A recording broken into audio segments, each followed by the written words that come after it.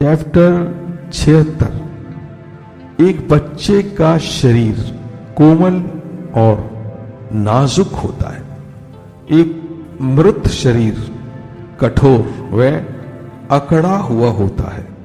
पौधे और पेड़ कोमल होते हैं और जीवन रस से भरे होते हैं। मृत पत्तियां भंगुर और सूखी होती हैं। अगर आप सख्त व अडिग हो तो आप भी मृत समान हो। अगर आप कोमल और लचीले हो तो ही आप सचमुच जीवित हो। जिन सैनिकों को मरने तक लड़ना सिखाया जाता है वे मरते हैं। एक पेड़ जो मुड़ नहीं सकता हवा में टूट जाएगा। एक महत्वपूर्ण कहावत है, जितनी तेजी से वे आए उतनी ही तेजी से वे चले गए। सख्त और ताकतवर असफल हो जाते हैं, विनम्र और कमजोर जीत जाते हैं। चैप्टर 77। दाव का स्वरूप एक धनुष की प्रत्यंचा खींचने जैसा है। जब उसे बहुत जोर से खींचा जाता है तो उसे वापस ढीला छोड़ना पड़ता है ताकि वह टूट न जाए। जब बहुत आराम से खींचा जाता है तो उसे और खींचने की जरूरत पड़ती है। ज्यादती को कम किया जाता है और कमी को बढ़ाया जाता है। दाव जहां है वहां से ऊर्जा लेता है और जहां इसकी जरूरत है उसे वहां भेजता है। पर ज्यादातर लोग उनसे लेते हैं जिनके पास पर्याप्त है ही नहीं। क्यों? ताकि जिनके पास पहले ही सब कुछ है उनके पास और हो सके। तो इस संसार में कौन दूसरों के प्रति ज्यादा उदार है? जो लोग दाव के संपर्क में हैं वे अपना काम बिना श्रेय लिए ही करते हैं। वे काम करते हैं और आगे बढ़ जाते हैं। वे उसका प्रदर्शन करने में कभी रुचि नहीं रखते। चैप्टर 78। पानी से ज्यादा नरम और लचीला कुछ भी नहीं है, पर समय देने से यह सख्त से सख्त चट्टान को भी काट देता है। इसी तरह एक कमजोर एक ताकतवर को हराता है और एक कोमल एक सख्त से जीत जाता है। हर कोई इसे जानता है, तो हम इसे अपने जीवन में लागू क्यों नहीं करते? प्राचीन ऋषि कहते थे, लोगों की समस्याओं को समझो और आप उनके नेता बन सकते हो। इस संसार की समस्याओं को समझो और आप भी गुरु बन सकते हो। पर कभी कभी सच्चे शब्द लगते हैं दुनियादारी से उल्टे। चैप्टर 79। जब दो विवादियों के बीच शांति करवा दी जाती है तो उनके बीच हमेशा कुछ विवाद बचा ही रहता है।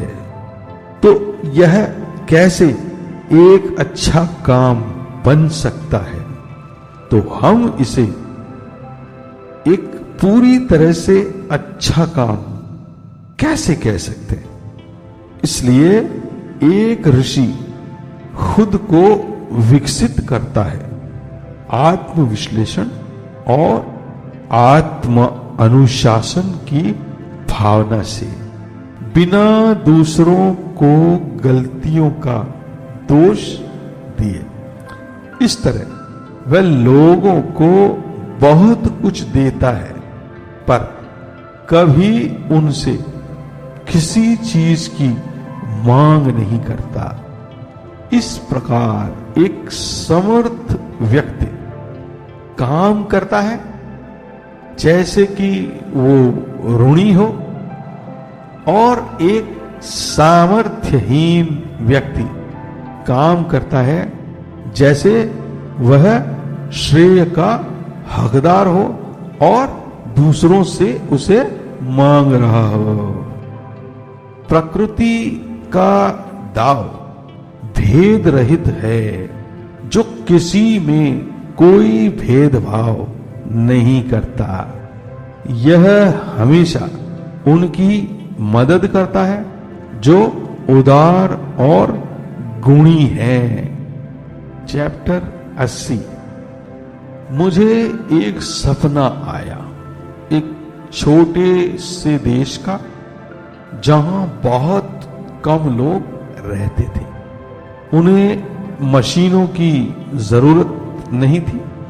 उनका काम तेजी से करने के लिए वे अपनी जिंदगी को गंभीरता से लेते थे और अपने घर के पास ही रहते थे। उनके पास नावें और पालकियां थीं, पर वे कभी कहीं गए ही नहीं। उनके पास हथियार थे, पर वे उनको ताला लगाकर, छिपाकर सुरक्षित रखते थे। उन पर बहुत कम जिम्मेवारियां थी। उनको कभी भी कामों की सूची नहीं बनानी पड़ती थी, ये याद रखने के लिए कि उन्हें क्या करना है।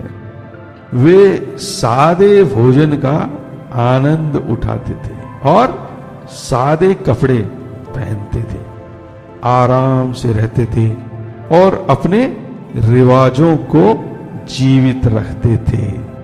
और उनके पड़ोसी इतने पास थे तो भी वे रात को भौंकते कुत्तों का शोर भी सुन सकते थे।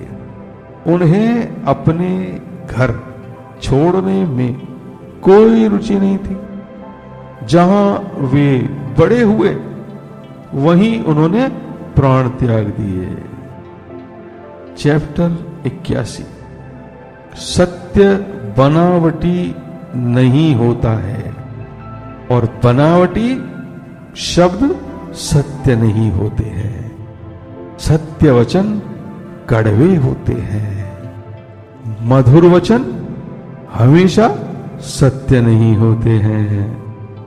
शिक्षित व्यक्ति हमेशा समझदार नहीं होते और हर समझदार व्यक्ति शिक्षित नहीं होता। अच्छे लोग बहस नहीं करते और बहस करते हैं वे अच्छे लोग नहीं होते।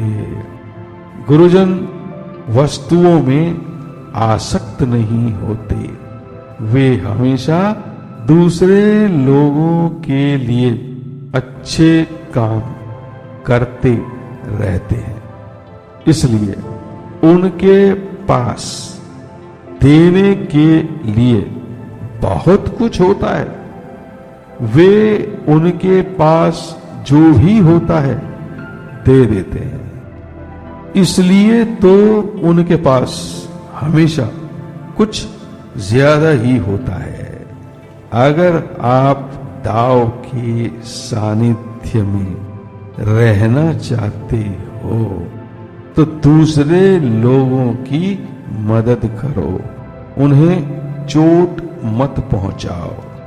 गुरुजन हमेशा लोगों के साथ काम करते हैं, उनके साथ स्पर्धा कभी नहीं।